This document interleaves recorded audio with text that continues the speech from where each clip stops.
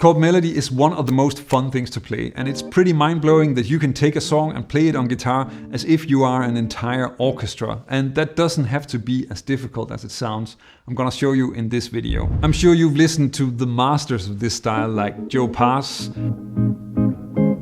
or Ted Green, who seem to do impossible things as solo performers, but chord melody does not have to be complicated at all, and you can start with a song that you anyway want to learn. Autumn Leaves. This first version is pretty simple, but it's gonna cover some important things that you want to get right from the beginning, because then it becomes a great foundation to build on. In the beginning, you want to have the harmony clear by playing the melody and putting a chord on beat 1 of each bar. It's pretty easy to play, and then we can level up the rhythm next.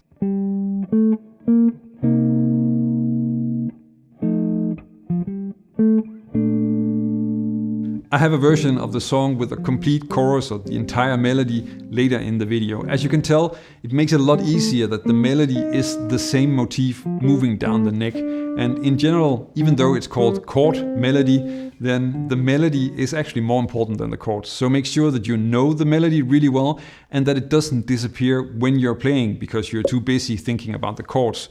Now that's a very common beginner problem. When it comes to chords, I think the best place to start for chord melody, and maybe for jazz in general, is shell voicings.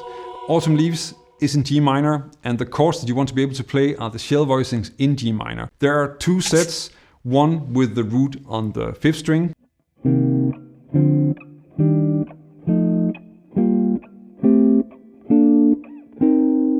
and the other with the root on the 6th string.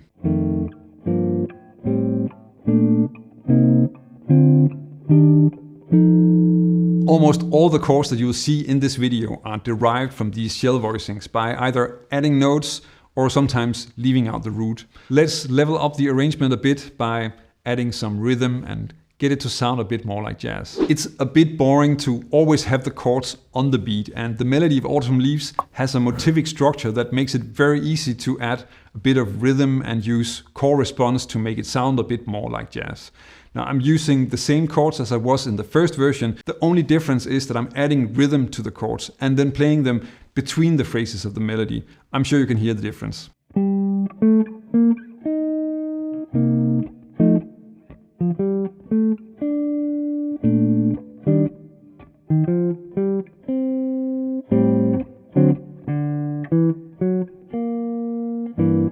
This already works and you could play the entire song like this, but let's first add a few nice chromatic things to the chords, because like this, that's actually also easier than you might think.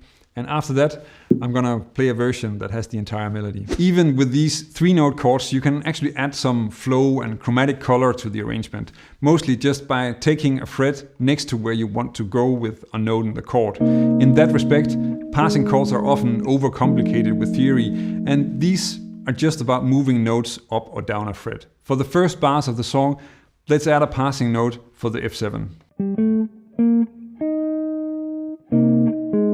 You can also add a passing chord to the E flat major 7. And this turns out to be an E7, which is of course a tritone substitute, but notice that it's really just 2 notes that move down a fret when you go to the E flat major 7.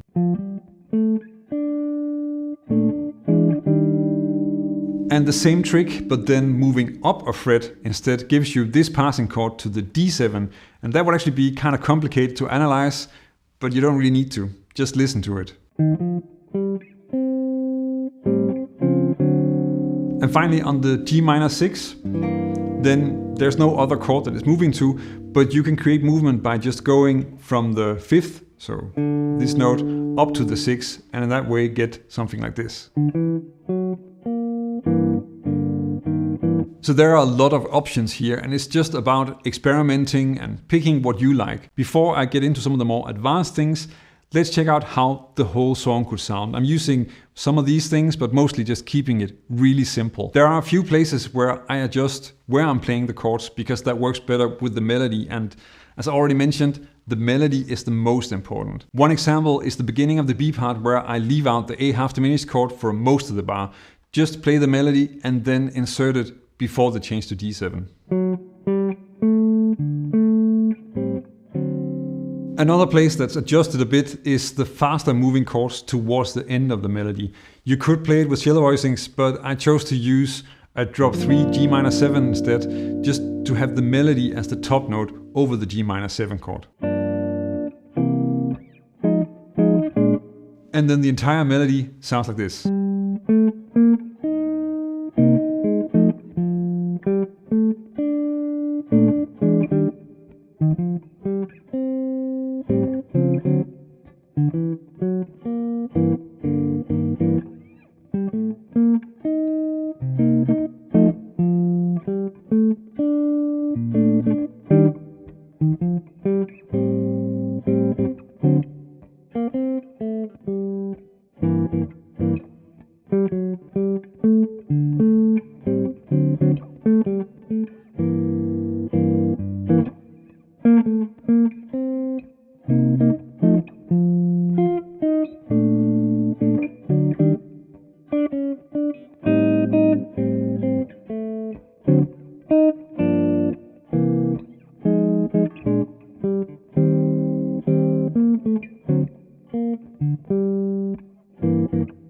If you want to practice and play this, you can of course download the PDF for it on my website. There's a link in the video description. But let me show you how to level up what you can do with the chords. And ironically, you do this by going back to the basic first version that I showed you. The advantage of shell voicings is that they're easy to play 3-note chords and are very clear voicings that include the bass note. But you can also combine them with rootless voicings to get more flexibility with what you can do in terms of color and melody. For the first bars, if you play the basic shell voicing under the melody on the C minor 7, then you have the whole bar to add more interesting fills.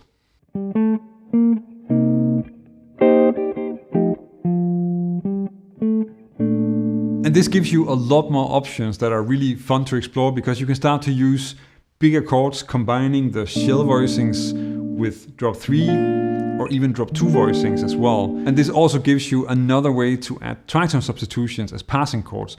This time on the minor 2-5, so you have something to go from A half diminished to D7. And this is of course just an E flat 7, and you want to think about it as just being a chord that moves down to D7, but is still adding some extra color. And inserting this into the song, you get something like this.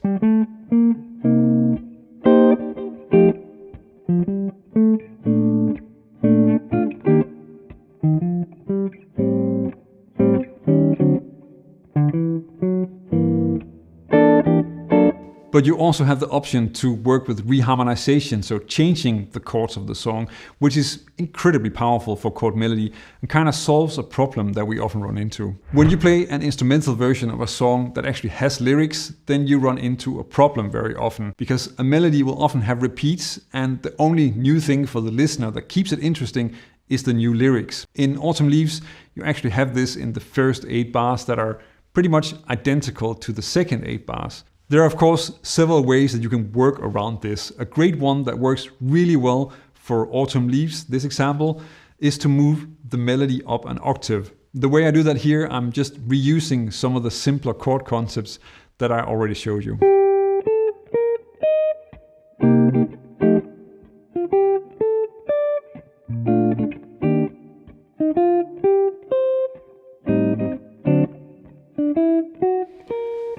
But you can also explore reharmonization, so changing the chords to make the repeated part sound different and more surprising, which works really well since the listener already expects it to sound in a certain way from hearing it the first time.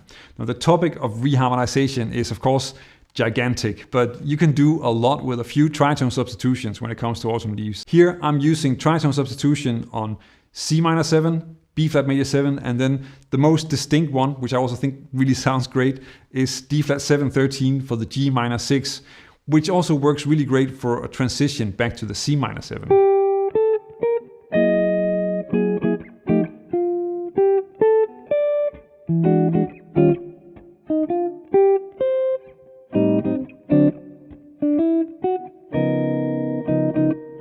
I'm sure you can hear how those tritone substitutions really add a lot of energy and really move the whole thing forward. Now, once you start exploring reharmonization, you can find a lot of beautiful sounds that you can use in different songs, but you also need a more general way to create chord melody arrangements from standards. And that's what I discuss in this video, together with the story of the first song that I ever played as a chord melody arrangement, a song that I actually don't like that much. Check it out, learn jazz, make music.